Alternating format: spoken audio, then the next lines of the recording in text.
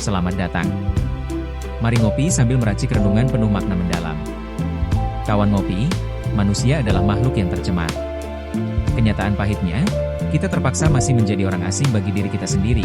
Kita tidak mengerti substansi diri kita sendiri. Sebagai bahan renungan fenomenologis, cobalah simak secara seksama. Siapakah yang paling berhak menyatakan pendapat di media untuk menentukan kondisi manusia di negeri antah berantah? Silahkan Anda renungi sendiri, dan jangan lupa ngopi. Maka, di sana Anda akan dihadapkan pada satu cara pandang dominan yang disuarakan oleh orang-orang fungsionalisme. Galibnya, mereka yang bersuara adalah mereka yang menyampaikan kebaikan-kebaikan. Itulah bahasa persatuan di antara kaum elit fungsionalisme. Barangkali, tindakan berbahasa ini bagian dari wujud politik bahasa kaum elit di negeri antah berantah. Politik bahasa bukan mewujud dalam saluran komunikasi ideal. Bahasa adalah senjata untuk menumpas para lawan politik barisan penguasa. Warisan bahasa penguasa ini masih menjadi kekuatan simbolik di antara mereka yang menyandang status terhormat dalam lembaga resmi. Ada 4 kaitan antara bahasa, situasi sosial, dan politik aktual. Pertama, kromonisasi bahasa publik. Di dalam penggunaan bahasa, terkandung nilai-nilai penundukan tersembunyi di hadapan kaum elit. Kromonisasi bahasa ini dipakai dari kasta bawahan terhadap kaum elit. Kedua, moko baru atau kekasaran baru.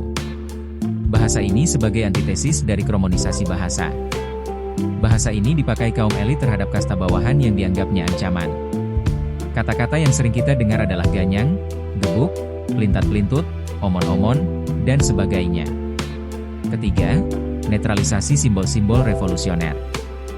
Bahasa ini digunakan kaum elit untuk meredam ideologi gerakan revolusioner kelompok sosial. Misalnya, semboyan sama rasa tidak banyak digunakan, dibandingkan dengan gotong royong. Ini disebabkan semboyan kata yang pertama dianggap kekiri-kirian, sementara semboyan yang kedua dianggap produk pribumi antah berantah. Keempat, imaji politik jawanisasi. Penggunaan simbol khas jawanisasi ini bisa kita simak dari kosakata seperti Ratu Adil, dalam kerusuhan, kedok, lakon, gara-gara, dan lain sebagainya. Bahasa ini mencerminkan pengaruh dominasi kerajaan di masa lalu yang masih lestari di alam pikiran kaum elit di negeri antah berantah. Ada 3 bahasa yang berkembang di tanah Jawa, terutama saat kerajaan Jawa mulai bersentuhan dengan budaya kolonial, yakni bahasa Jawa, Belanda, dan Melayu. Khusus bahasa Melayu ini, ada sifat saling silang bahasa antara Jawa dan bahasa Arab. Tetapi, generasi muda melakukan konsolidasi gerakan anti-kolonial dengan mendeklarasikan bahasa persatuan.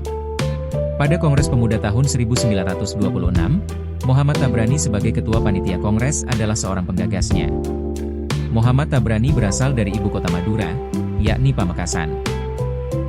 Saat peringatan Sumpah Pemuda tahun 1928, disepakati bahwa bahasa Indonesia adalah bahasa persatuan. Politik bahasa ini dibingkai dan menyelinap masuk ke dalam seremoni dan bahasa sehari-hari institusi formal. Jangankan bahasa lisan, dalam bahasa tubuh saja begitu sangat kentara. Para bawahan harus membungkuk agar dianggap hormat pada atasan. Sehingga, interaksi sosialnya terasa lebih canggung. Hal ini membuat kehidupan manusia di negeri antah berantah seolah kehilangan kelenturan, kecairan, serta suasana keakraban yang santai. Orang Nusantara sebenarnya tidak suka formalitas, hampir mirip dengan orang Amerika.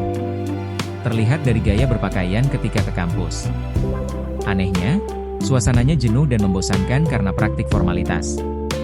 Bahkan, formalitas itu juga dilakukan saat kegiatan akademik, seperti seminar, kuliah umum, dan diskusi publik. Budaya mempertahankan simbolisasi anutan yang sulit hilang adalah pidato atau kata sambutan para pejabat. Dalam pidato, ada banyak deretan nama pejabat yang harus disebut satu persatu. Kalau tidak disebut, mereka akan bersungut-sungut. Lembaga pelayanan publik ini mirip dengan pusat-pusat kerajaan yang dipenuhi ritual-ritual. Kaum elit di lembaga layanan publik ini tidak bisa meninggalkan budaya seremonial dan upacara-upacara. Keseluruhan upacara ini memainkan tema-tema utama untuk memberi gambaran bahwa pusat adalah hanutan, dan status sosial adalah dasar kekuasaan. Maka, berbagai perayaan perlu dipertontonkan sebagai penegas tentang berjalannya budaya penghormatan terhadap figur penting. Sikap hormat dan budaya penghormatan ini menimbulkan rasa gerah. Menurut Lefebvre, kehidupan manusia adalah ruang keluar masuknya banyak orang di lingkungan sekitarnya. Pemiliknya tidak dapat menjadi tuan atas lingkungannya, melainkan menjadi teman dan sahabat yang menumbuhkan kepercayaan untuk belajar bersama. Tontonan dan pembiasaan hubungan formalitas adalah pembelajaran logika cacat sosial dan pincang secara kemanusiaan. Menurut Bourdieu, logika macam ini hanya akan membuat anak-anak bangsa berpikiran akar tunggal, kalkulasi positivistik, atau cara berpikir yang memaksakan generalisasi kebenarannya terhadap pihak lain. Cara kerja logika cacat sosial ini bersifat satu arah. Karena, ia menyediakan ruang dialog berbahasa dan berkesadaran publik untuk mempertemukan praktik sosial yang beragam. Logika yang pincang dan cacat sosial ini akan menjadi sulit memberikan kejernihan analisis. Sehingga, upaya membongkar pokok persoalan yang sesungguhnya dalam kehidupan sehari-hari seringkali menemui jalan buntu.